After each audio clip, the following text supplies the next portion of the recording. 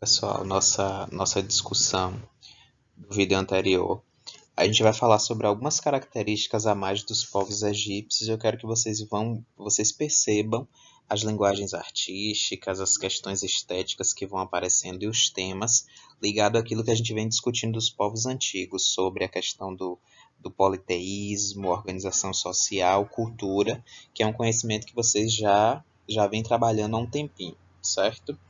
Dando continuidade, então, eu vou trazer um dos elementos que mais caracterizam os povos egípcios, que são as pirâmides, que é um exemplo de arquitetura, que envolve escultura também, que é um dos elementos mais característicos, mais representativos, como eu disse a vocês. As pirâmides elas eram uma espécie de túmulo em que eram depositados o corpo dos faraós, da esposa do faraó também, da família real como um todo, e ela tinha a função de preservar o corpo do faraó, que era um deus, tido como um deus vivo, como eu falei para vocês, para quando ele retornasse à vida. Então era colocado o corpo, eram colocados pertences ali também, para que fossem guardados para esse retorno. Então a pirâmide é desses grandes exemplos e é considerada uma das 7 maravilhas do mundo antigo pela sua suntuosidade, pela sua grandiosidade. Aí na imagem tem uma pirâmide ao fundo, à frente tem uma escultura que é chamada de esfinge, que a gente vai ver mais à frente. Só que é interessante deixar claro nesse momento que os povos egípcios eles não construíam só pirâmides, mas eles construíam palácios, templos, obeliscos, esfinges, tem uma série de outras construções, apesar do destaque ser dado às pirâmides. Aqui tem o conjunto de pirâmides mais conhecido no mundo, que é o conjunto de Gizé. A necrópole de Gizé, necrópole diz respeito ao espaço mortuário. Tem as 3 grandes pirâmides, que foram dos faraós Kelps, Khafre e Miquerinos.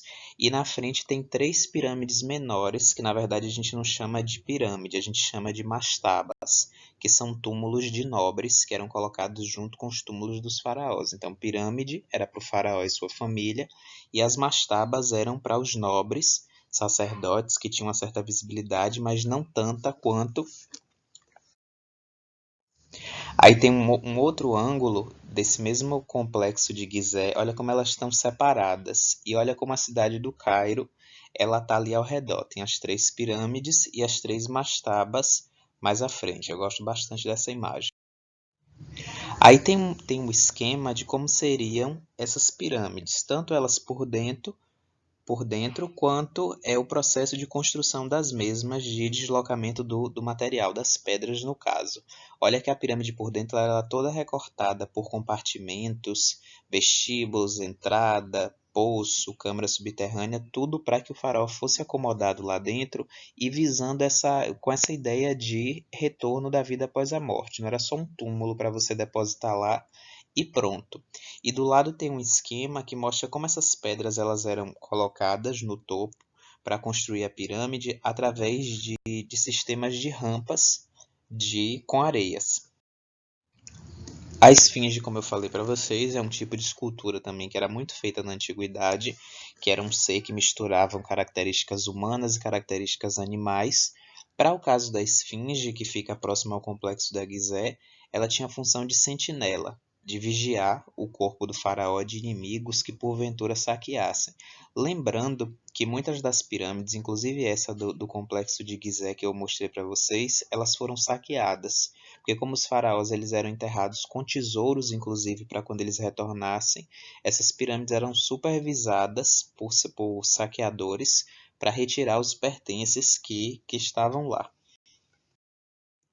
Aí aqui também tem um esqueminha de uma mastaba, mostrando para vocês que era o monumento funerário dos nobres, como é que acontecia. Ela tinha essa construção superior e o corpo era colocado na parte inferior, no subterrâneo. Outros exemplos de arquitetura egípcia, por exemplo, esse templo, que fica localizado na Núbia, próximo do Egito, tem aí um templo que ele é escavado todo na rocha. Ele é feito na rocha, poderia ser a partir de construções de blocos de pedra ou escavado na rocha, como vocês estão vendo. Tem um outro templo, que já é um outro exemplo construído, ele não é escavado na rocha, que é o templo de Amon-Ra, que inclusive foi usado várias vezes naquela coleção de filmes, naquela série de filmes da Múmia. Tem ali esculturas, o próprio templo, o obelisco, uma série de pilastras, tudo formando esse complexo da construção. O obelisco, no caso, elas eram grandes colunas de pedras em que eram escritos e desenhados uma série de elementos que poderiam trazer tanto informações comemorativas, como informações mortuárias, informações diversas sobre um determinado povo, eram usados por vários povos da antiguidade e ficavam ali nos lugares públicos como monumentos mesmo.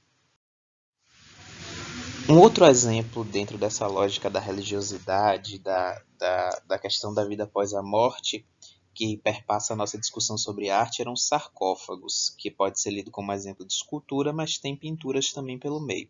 O sarcófago era uma espécie de caixão em que era acomodado o corpo do faraó depois de sua morte.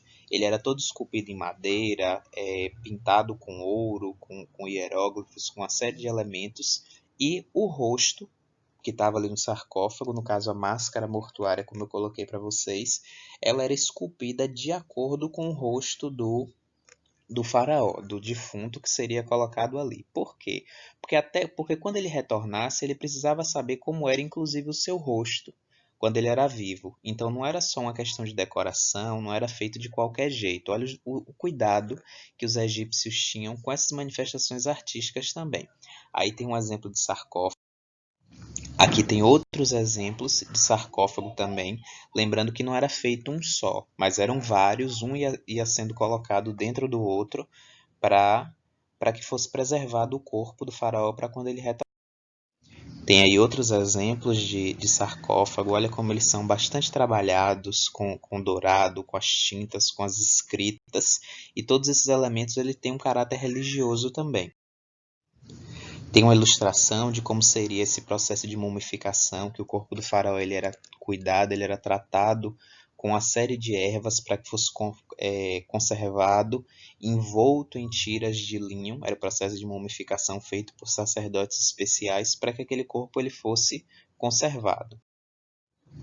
Olha o processo aí, o corpo primeiro sendo envolto, depois sendo colocado as máscaras até chegar ao sarcófago. Tinha toda uma série de procedimentos. A parte interna, as vísceras, no caso, os órgãos, estômago, intestino, essa parte que a gente chama de vísceras, o cérebro, ela era retirada do corpo, do morto, e era colocado nesses potinhos aí, que a gente chama de capomes. Tem aí esses exemplos, e tem outros exemplos também de capome. Porque essas vísceras, como a gente chama, elas poderiam acelerar o processo de deteriorização do corpo. Então, elas eram retiradas somente. Aí tem outras ilustrações mostrando como seria esse processo feito por esses sacerdotes, que seriam sacerdotes de Anubis, que iriam executar todo esse ritual. Anubis lembra o deus responsável pela morte, pela passagem, pela vida após a morte, como a gente viu anteriormente. E outros exemplos de sarcófagos. E aí tem algumas múmias que eu trouxe para vocês, de alguns sarcófagos abertos, só para a gente visualizar como é que esses corpos ficavam depois e o nível de conservação dessas múmias, que é impressionante, para tanto tempo que elas estavam ali acomodadas. Tem aí os pesquisadores fazendo exames para saber as datas, quem era, e lembrando que as múmias não eram feitas apenas com corpos humanos, mas com animais também poderiam ser. E para a gente não achar que só os egípcios faziam múmias, já que eles eram os povos mais conhecidos por isso, tinha uma série de civilizações, inclusive aqui nas Américas, que faziam processo de mumificação. Por exemplo, essas múmias que estou mostrando para vocês aqui são múmias encontradas aqui na região da América do Norte.